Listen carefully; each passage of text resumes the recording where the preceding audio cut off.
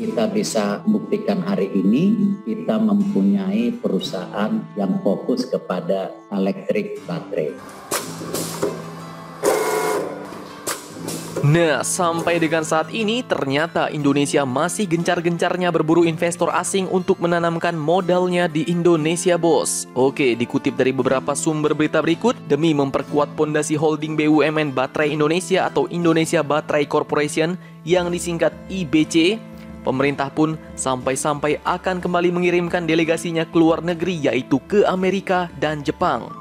Pengiriman delegasi ini pun dilakukan untuk memburu sejumlah investor asing agar masuk dalam kemitraan industri baterai kendaraan listrik dalam negeri atau IBC, Indonesia Battery Corporation. Nah, delegasi pemerintah tersebut rencananya akan dikirim pada bulan depan, yaitu di bulan April tahun 2021 mendatang.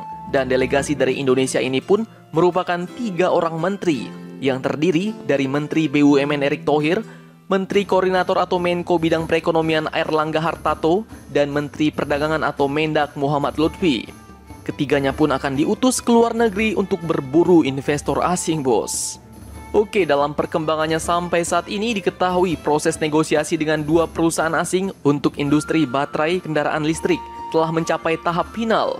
2 perusahaan itu adalah LG Chem Ltd dari Korea Selatan dan Contemporary Amperex Technology Co. Ltd atau CATL dari negeri Tiongkok, Cina.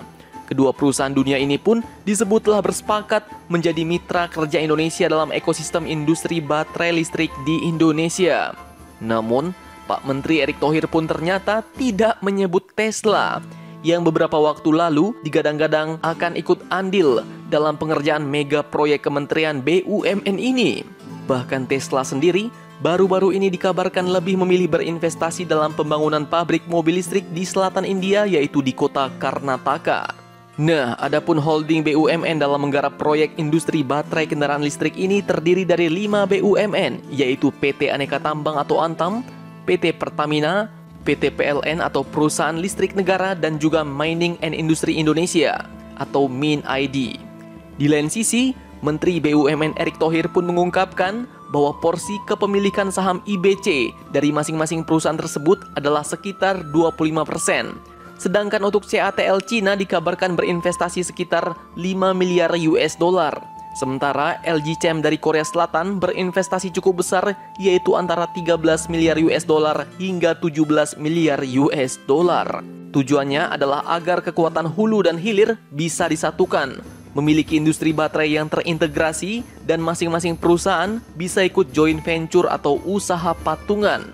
Nah, nilai investasi industri baterai ini pun cukup besar, bos, yaitu mencapai 238 triliun rupiah. Dan biaya yang sangat besar inilah yang menjadi alasan mengapa pemerintah pun getol ingin mencari tambahan investor baru, terutama dari Amerika dan Jepang, yang teknologinya kalian ketahui bukan kaleng-kaleng.